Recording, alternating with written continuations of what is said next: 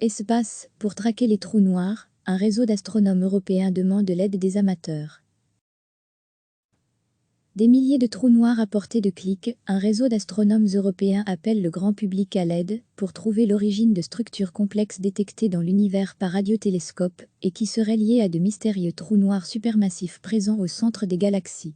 Ce nouveau programme de science participative, baptisé LOFAR Radio Galaxy Zoo, donne à quiconque possède un ordinateur la possibilité d'aider la communauté scientifique à interpréter les données recueillies par le radiotélescope LOFAR, un ensemble d'antennes réparties à travers l'Europe, explique mardi dans un communiqué l'Observatoire de Paris PSL, qui exploite la partie française du réseau.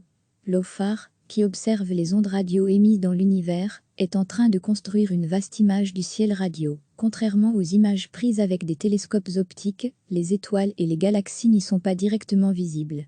On y voit en revanche des structures aux formes complexes, dont l'origine reste mystérieuse.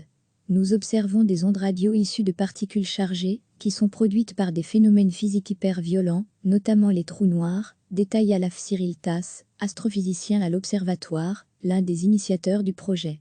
Lorsqu'un trou noir supermassif est actif, le radiotélescope ne montre que les jets de particules qu'il produit, de grands panaches de gaz éjectés loin hors de la galaxie, et pas l'objet, en tant que téléphone, comme si l'on voyait le sillage d'un bateau, sans voir le bateau.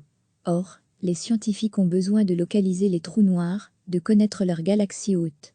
Pour pouvoir in fine reconstituer le scénario de leur formation, il y a des millions, voire des milliards d'années, et comprendre pourquoi il y a un trou noir au centre de toutes les galaxies, résume l'astrophysicien. D'où l'idée de lancer un site de science participative. LOFAR génère des quantités monstrueuses de données, 50 pétaoctets, soit l'équivalent d'une pile de DVD haute, comme 40 fois la tour Eiffel, que les 200 astronomes ne peuvent à eux seuls interpréter.